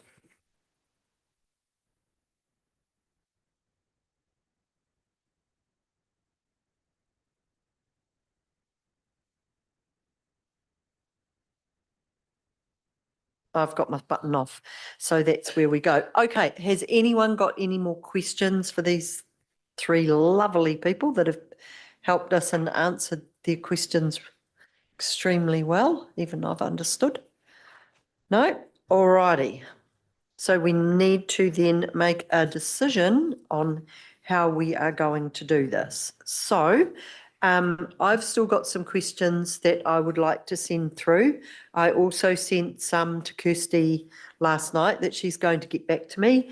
I have sent everybody that email that Kirsty kindly sent me. So if anyone has any questions, we are on a pretty tight time frame. It's already the 28th of May.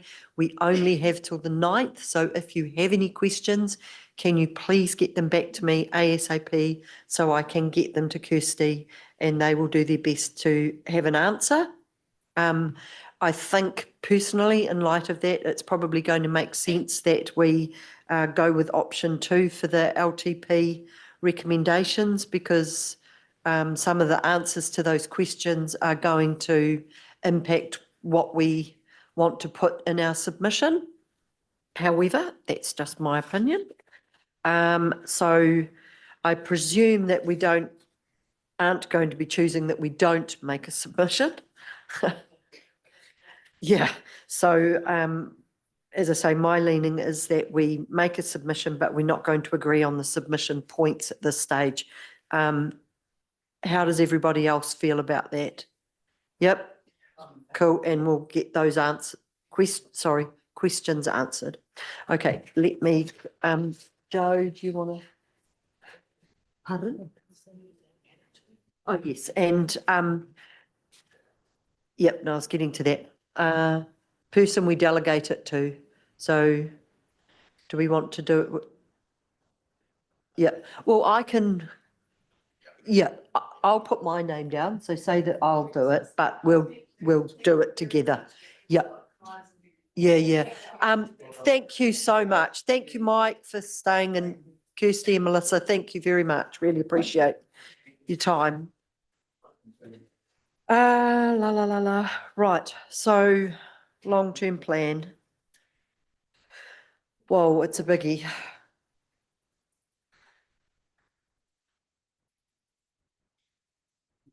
Okay, I need to take my glasses off so I can read that. So can we please move that the Te Awamutu-Kihikihi Community Board receives a report of Melissa Russo, Manager Strategy, titled 2025-34 Long-Term Plan Submission Report. B, we agree to make a submission on the draft 2025-34 long-term plan. And C, we delegate the authority to Chairperson Holt to prepare and finalise the Community Board's submission to the 2025-34 long-term plan in consultation with board members. Can I have someone to move that? Jill, second. Sally? All in favour? Aye. Against? Carried. Thank you. And how are we going for time? We're doing pretty good, aren't we? I think. We now move on to item 9, which is the Treasury report. It's both of those. I don't think anything jumped out at me. Did anything jump out at anyone else in regard to the Treasury report? Oh my gosh, my computer's gone to sleep. Dang. Should note that the town cleanup day costs about $89 in total. The Te Awamutu Sports donated the use of the facilities, which was very much appreciated. So thanks to Linda Springers for helping out with that. And yeah, we quickly had a successful day. We collected 80 kgs. That's about $1 per kg of the collection, which was good. We had about 15 people turn up in total. The Kiwanis helped us out with 4 members. So it was really good. So yeah. It's done.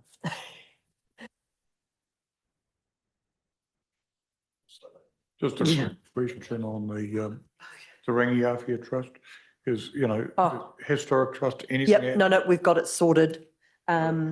So we've received an email back from Bill to release the funds, but it's going to be in the next one, AJ. We'll look to prepare a report for the next agenda. Yeah. So we've finally got that. Okay, if there's nothing more in regard to the Treasury report, I'm happy to move that the Te Awamutu-Kihikihi Community Board receives a report of Nada Milne, Financial Accountant, titled Treasury Report for the period ended 30th of April 2025. Can I have someone to second that, please? John, all in favour? Aye. Against? Carried. Okey dokey. Item 10, my report. So let's jump to that. Kind of need two screens. Could someone get me a second computer? I could put the staff answers on one instead of leaping all around the place. Okay.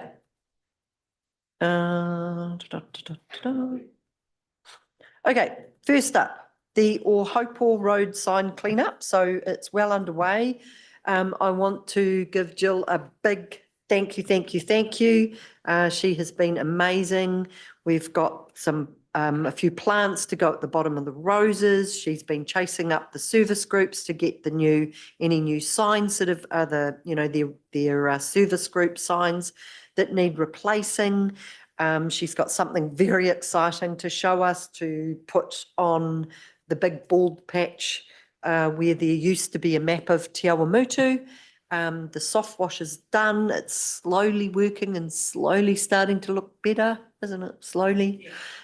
Cubic haven't managed to get down there to do the stainless steel yet, but they will. It's just that they're on their very busy time. So yeah, huge thank you, Jill. And I don't know if you want to show us now while we're talking about that, that would be great. And if you've got anything to add. Yeah.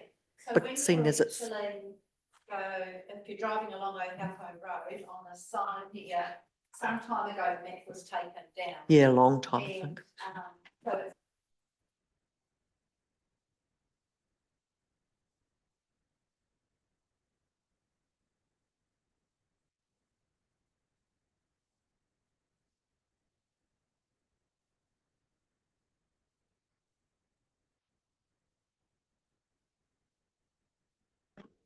Shall I start again?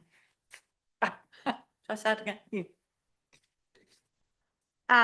So when you walk along Ohaupo Road or drive along, it looked a bit sad on the roadside. There was where there'd been a map, somebody had removed it some time ago, an old map of Te Awamutu, which you would have had to stop to look at. And they've removed the perspex, they've removed the whole wooden frame, so the brickwork's looking a bit sad all around there. So I went to the local art society and talked to them about it, and I said, we really still want to keep in with the theme that this is the Rose Town of New Zealand. So they have, one of the artists, Mary Ann, has done a painting showing the roses of Te Awamutu, which I'll show you in a minute. And when I talked to Mitre 10, they said, we've got lovely red roses there. And when they're finished blooming, it would be nice to have something, a ground cover. So they've given me white camellias that actually will flower all winter. It's a new breed that will flower for months and months. So that'll be around the base of there. So I'm going to plant those this week. And yes, like Ange said, everything else is under control and the service groups are doing their new signs. So I'm just going to show you the artwork that Mary Ann has done from the Art Society. Just while Jill's getting that, we're also going to look at getting some perspex or something to put over the top of this piece of artwork just to protect it from people wanting to do graffiti on top of it. I doubt that they would actually, because it's pretty colourful, but Wow. yeah. So that'll look way better than the ugly hole.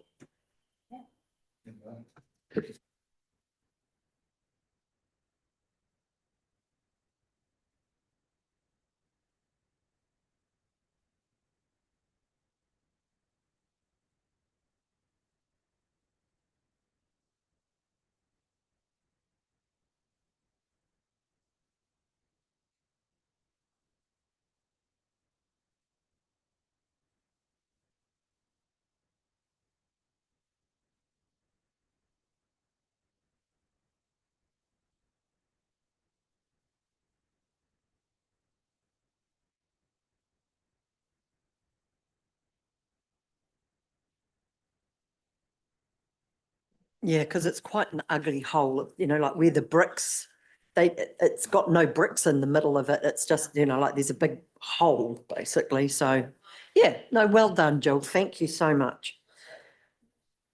Okay, the next item that I have on the report was in regard to the shearing shed. So I'm not sure how, if any of you frequent the shearing shed at all, but there is a real problem happening down there with people putting all sorts of things there.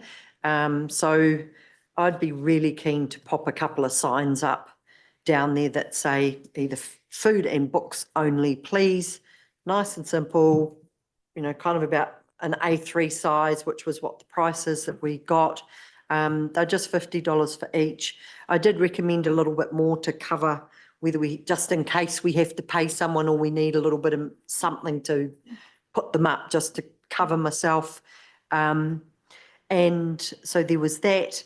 And I did also mention that, was there any way that we could put a, you know, like some sort of video surveillance there? I see that in the staff response, it says we need to go to the,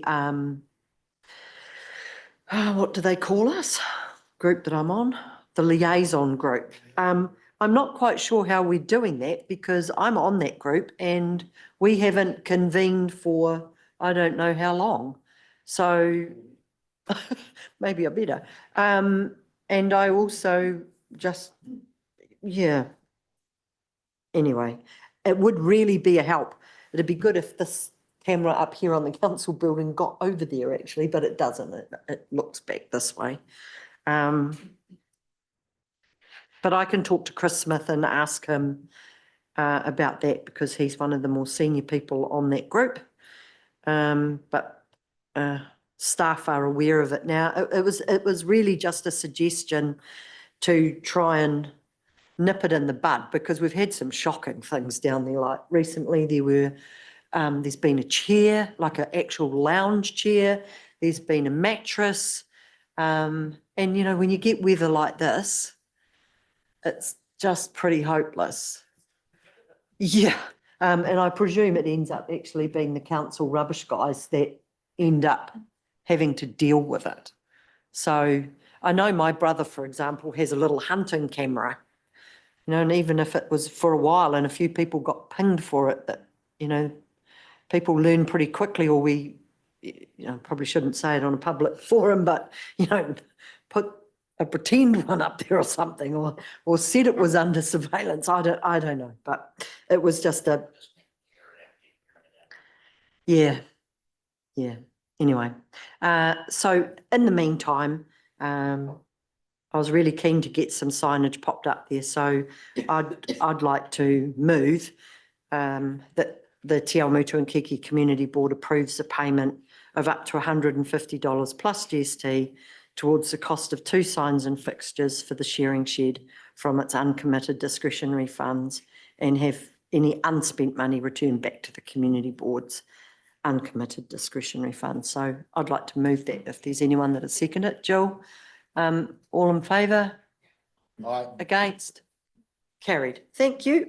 I will get that happening. Can I just say something about you talking about cameras? And I have had an instance of a disused camera being set up like that, piece of alkaline coming from it into the ground, goes nowhere. Yeah. And people just see that, oops. Yeah. It didn't cost anything, but it can have the right effect. Yeah. Yeah, because it is quite a problem there. And probably, to be honest, I don't imagine the people that are leaving the stuff there actually watch our community board meetings. So we're probably fairly safe. No, probably fairly safe. Then the next topic that I have mentioned is the heritage signs. Again, Jill's been on a mission. She's got some prices. She's had a look at what we need. The prints that she got are from a local business called Slick Prints. They have quoted us an amazingly good price, $20 for an A4 and $25 for an A3. Now, I do need to stress that these are for ACM signs, not corflute. So these are the proper solid signs. They're not going to be flimsy, blow away in the wind signs. So what, I've had, a little bit of discussion with some of you, but we really need to, have a bit more of a chat about this. I know Jill's very passionate. I'm certainly 100% behind it. I believe that it is something we absolutely need to do. You will note that staff have recommended that we request funding in the LTP. To be honest, I don't have really a clear enough idea of how much that would cost. I think looking at the pictures, and I think there were some costs, I need to go back and double check, but we're going to need to be asking for $100,000 or more. And in the current environment, I just can't see. I mean, I'm happy that if we want to put it in our submission to say, hey, we think this is really important. However, I don't see spending maybe between $2,000 and $5,000 to have some nice signs back until such times as we are back in the position that we can afford those nice to haves, that we can be educating people, telling those stories, because, I personally believe that some of the, not confusion, but the misunderstandings that have occurred around Memorial Park and other spaces are because we don't have that signage. For whatever reason, it's fallen down, been broken, and it didn't get replaced when it should have been. And it should have been maintained, and they were only relatively small costs to put the sign back, but they just haven't been done. But anyway, I open it to the floor. Thanks, Ange. I'm sure you'll recall in November, Brad and Anne Blythe came along and talked to us and talked about doing this. They said it would be, the quote they'd had at that stage, but it could cost more, was $67,000 to do the signs because they wanted the QR codes on them.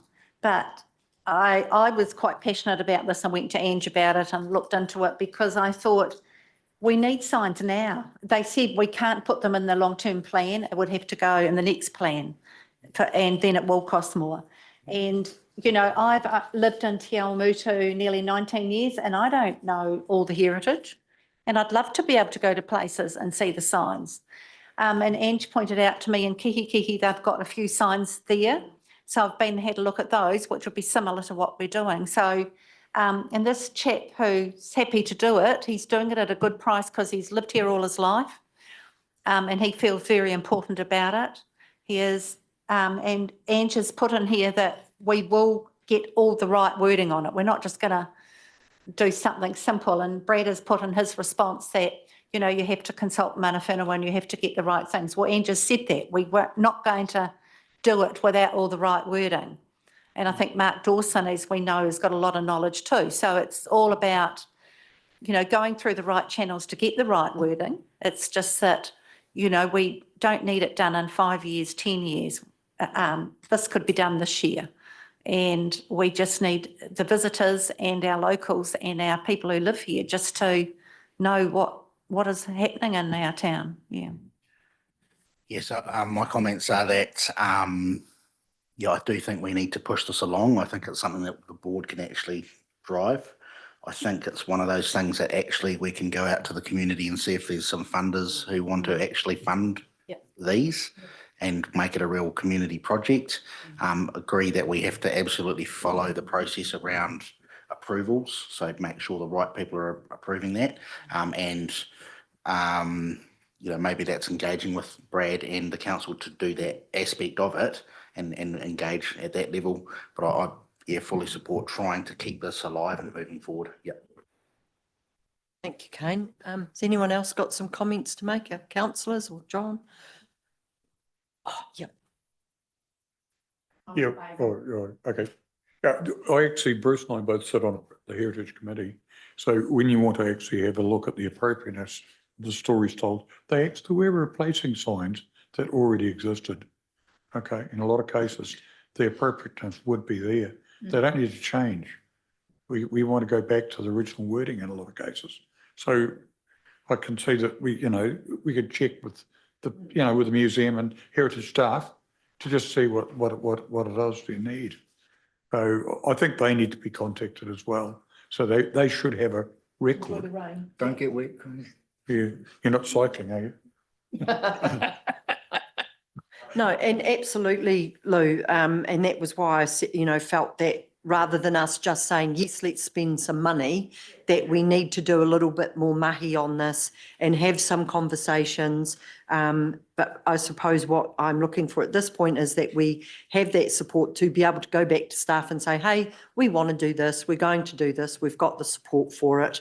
I know, like the eyesight, the chamber, are 100% behind this, and they will be happy to help us. There's also, of course, the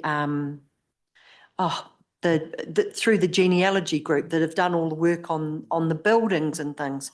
So like we've got a wonderful and quite diverse cohort of people that are available to help us. And, in regard to the mana whenua stories, I think that, from conversations I've had with Bill Harris and briefly with Hazel Wanda, they would relish the chance to be able to have that opportunity to share some of their stories in some of these spaces that I always harp on about the eelware. If we're not careful, it's going to be washed out before we finally get a sign for it saying, look over there, this is the remnants of an eelware that's been here for hundreds and hundreds of years. It's really old. And it's just an opportunity that goes begging. So, all right. So missing signage on Selwyn Park around the St John's Church. Yep, or the St John's Church. St John's Church has lost its sign. Yeah, I don't know where That's an old one. When Brad and gave us the report in November, they said out of the 37 signs, there were 5 that weren't missing, and now there's only 1. Yeah. And some of them were old and not maintained, but yeah. Because quite a few of them were covered in perspex and they'd got quite scratched and things. But yeah, there were ones like Mary Dawson Place, when the little shelter thing got pulled down, well, that sign went. I noticed on the website that there's a really nice photo of the big sign that was in Selwyn Park that talks about John Morgan and the old school and things like that. I really don't understand why that never got put back up. I know they did that work around, like getting rid of those trees and those stupid little box things that were outside the Birchall Pavilion. But what happened to the sign? No, because I don't recall it being in a state, and looking at the photo, it didn't look like it was. But anyway, that's digressing too much. We'll get too sidetracked.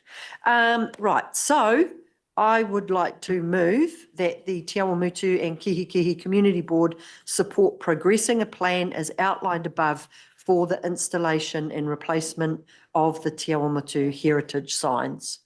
Jill? All in favour? Against? Carried. Thank you. Right, Goodfellow Street, I had just asked a couple of questions. So the gate was closed to stop people driving on it, which makes sense. But I don't believe, if I recall, that I got an answer in regard to why there wasn't a sign, or did I? Hang on. Formal resolution. So that's going to come to our meeting next month, similar to the Eden Reserve one, okay? But I was just curious about why there had been a sign for anyone to know that it was a space we could use. Goodfellow Street, the closure of the Te Awamutu transfer station. I was just keen for an update there, and so you would have read that they're still trying to look into it. There's been some other organisations have been interested in coming into the district, so hopefully we do get something out of that. I'm not sure, I did ask someone and they never got back to me, but did anyone or does anyone know what the story is with the old red bin site? Yeah, no, pardon? Yeah, I'll ask, I've got a friend who's a real estate agent, yeah.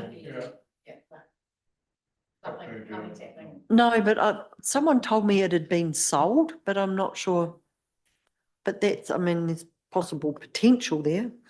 And the computer use charges at the library, I was speaking to, oh, you guys might know about that because that came up today.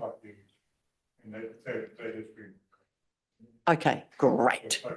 Along with a few minor changes. Okay. Yep.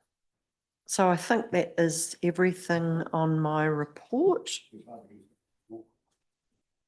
I don't, hang on, I'm just going to double check that I have got everything on there because often I shoot past and then suddenly go, ugh. How about, no, I've got everything. So thank you. I haven't moved that my report was received though.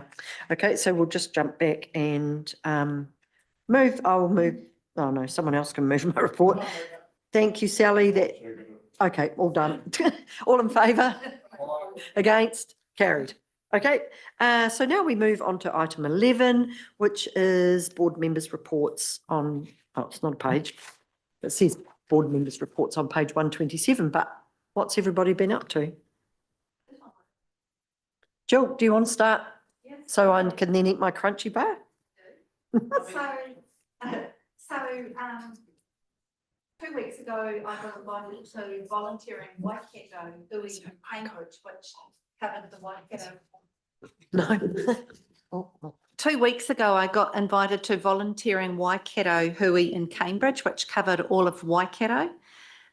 Very rewarding to know what's available in our community. So there was 30 people there and from all sorts of different voluntary organisations. So it was really good to be able to talk on behalf of the community board and say the different things we do as well. So yeah, very worthwhile. The clean-up day I attended as well, and it was really interesting talking to the Kiwanis and getting to know them because they're quite keen to support us in different areas. So that was really great to work with them. I've already told you the Ohaupo signs on coming into Ohaupo, on Ohaupo Road coming into Te Awamutu, the signs are looking good. And just to reiterate, the other two signs, one on Cambridge Road and the one on Kihi Road are looking okay. The Eltrues are actually doing another sign on the Kihi one as well, but they'll soon be finished. I'm also working with Dale Marie, who's our councillor, to celebrate Atariki this year because we didn't do it in Te Awamutu last year. So I'm working with her and I've got some people making flags to go up around town and she's got colouring competitions going in Te Awamutu Library and around the schools and Cambridge as well. And on a lighter note, the reason I've given you all a gold crunchy bar is I'm excited to tell you that this Saturday is my 50th wedding anniversary. Oh. So that's the gold. Congratulations, Jill.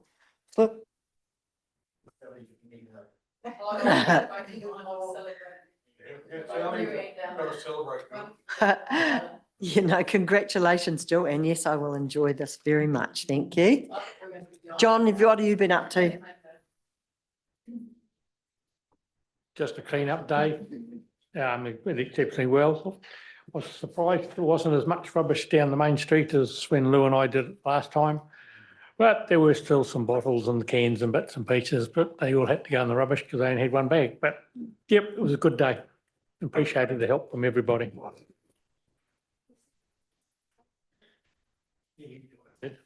Yeah, well, I went next level and did recycling. I took a bag and a bucket. So yep, the cleanup day and coming up, huge big for Te Awamutu is the EPA starts on June the 16th in Hamilton about the incinerator. So that's coming up this coming month. So you know. Councillors, Yes, right. you've had a busy okay, day, so you at we- least must have something about today. Well, we did actually. We had a bit on today. We did, one of the key issues for me was the waste management submission. We did a very, very good depth in that, within that. We're talking of actually changing the way funding comes out. And instead of it all being based on population alone, we're going to now have a 20% actually put in there so that the smaller councils will get a bigger proportion of the waste funds or the funds being put out. So the bigger organisations like Christchurch and Auckland, etc., don't get the predominance that they have now, which this is going to be great for us with things like urban miners and all the other, where we're going to get some actual funding at the pit phase for a change, which I've been very, very keen on. While I'm talking about urban miners, we've already got over 110 kilograms of batteries sitting at home. So people must be using batteries at the moment and getting over them. The other one was Te Nehu. That was where we have made an agreement with the Maniapoto tribe, all right? And this, we originally sat a little bit outside as Waipa, at Otrahonga and Waitomo were definitely in, and Western Waipa. But we've actually joined in with that, and that is to liaise with the Resource Management Act and everything that we're doing, and actually coordinate and cooperate with them. So I thought that was another important piece of legislation that went through today and allows us to develop a much better understanding of when we're doing things like reserves, etc., and talking one-on-one or to the people that are actually concerned with it. The Pack and Save have given me Braden Graham is my contact person. He's emptying the batteries, putting them around the back in their store shed. So we're working very well together. And on the 25th of June, the Rose Society are going to replace the peace roses in the Sunken Cross. So they've actually propagated these. They've taken a year to grow them. So what we're going to do is we're having a ceremony involving the RSA, but along the lines a little bit, the bridge opening, but not as big. But just along those lines, there'll be a little ceremony, and I'll get someone like, whether it's Lenny or Diana Jones, one of those two, to talk about the actual rose, how it was created. And it's quite a good story actually to listen to. So, what it's all about. But the problem with the roses that exist here at the moment, because my wife's on the Rose Society, is they're wooded.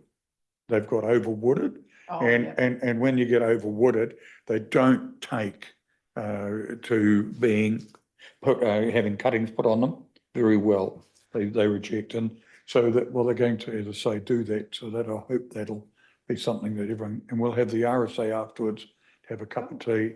What day? That'll be at 10 o'clock on the 25th. And I'll try and get a little bit of funding from somewhere and just to put a little bit of snack on afterwards, just something light. So hopefully we can do all that.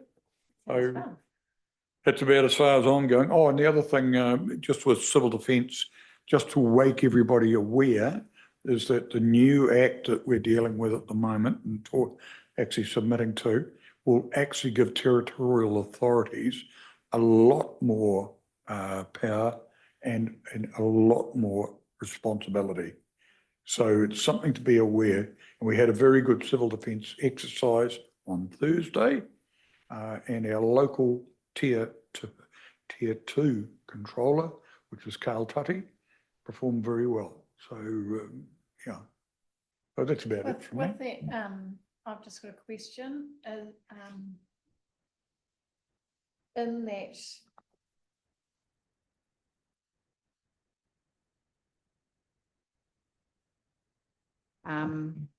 managed retreats, just has that come up? You're talking of managed retreat. Is this for tsunamis, or is this where are you actually quantifying that to? Well, I'm just asking you as a general question, is that in some of this territorial as a question? Yeah, they have actually had a map that has been adopted nationwide. Yeah. Okay, with a line, they call it the blue line. And that is the operational retreat line. in case of a major tsunami. That has been happened, but it has not been adopted yet by all of the territorial authorities or people. So, but we are working on that one. Right. And how does it affect Waipa? We don't have a tsunami effect here.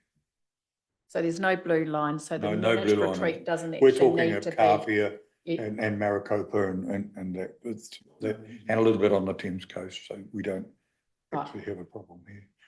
Our biggest problem will be flooding, and flooding if one of the dams goes or something like Yeah, that. I get that.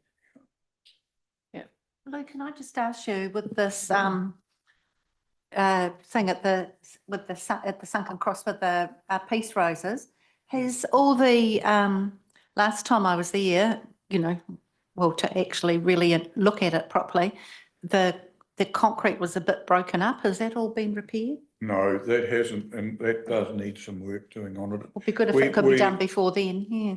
They did some work about 2 years ago on the step, and we had that replaced. But that concrete does need some work, and I will agree with you.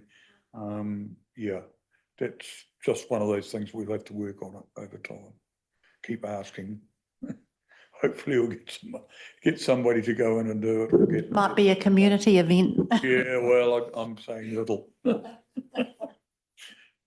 I just wanted to say Tiaki Ormsby is doing something for Matariki, so maybe you and Dale Marie might want to just touch base with Tia, so that maybe there might, if there needs to be any coordination, just as a heads up. And Lou, I just wanted to also acknowledge and thank you for organising to get the battery containers repaired, because I believe they were starting to get a couple got a bit of a hammering. And a special thanks to Rob Hislop, who's the plastic welder down Bruce Berquist Drive, who very kindly fixed those for us free of charge. So a big thanks to Rob. I will also say thank you to him as I work with his wife. So just wanted to mention that. Has anyone been attending or have attended any of the LTP events at all? I just wondered if anyone had got along to those. Oh, yeah. And how'd that go, John? Very interesting. There was some good questions asked. There was a reasonable number of people turned up. Mike did a brilliant, Mr. Monty did a brilliant job. Yeah. Cool. And I took Teresa along with me, and she commented too. She understood what the hell Monty was going on about. So it was great. Cool. Oh, nice. Okay. Bruce, did you have anything further? Since Lou's stolen all alignment at council today, one exciting thing we prepared a submission on predator-free 2050 feral cats. Oh, yeah. And they reckon it's best that we prepare a submission to make it a national thing. I don't know, it's going to take time. We had different suggestions around the table how we should deal with these cats, which is most probably not the way to do it. But yes, it needs some legislation to deal with them, especially in Kihikihi. I think where Councillor Gower lives, there's quite a few of them. Yeah, and from the sounds of things, there was a group that went out and did a whole lot of cat spaying and things like that. So I think that went down really well. So that was really good. And that was as a result of Bernard coming along to the community board meeting that, you know, that came up in the report. And I think in my chair comment, and I presume that people have spoken about it, and then it's gone on to that group that very kindly came over and have spayed all those cats for free. So it's got to help. So yeah. And because if you remember, Bernard looked into 2 councils, Bruce, do you remember that? Bernard mentioned 2 councils that was I can't think which ones they were. 2 councils in that he'd contacted to see what they did and their policies were.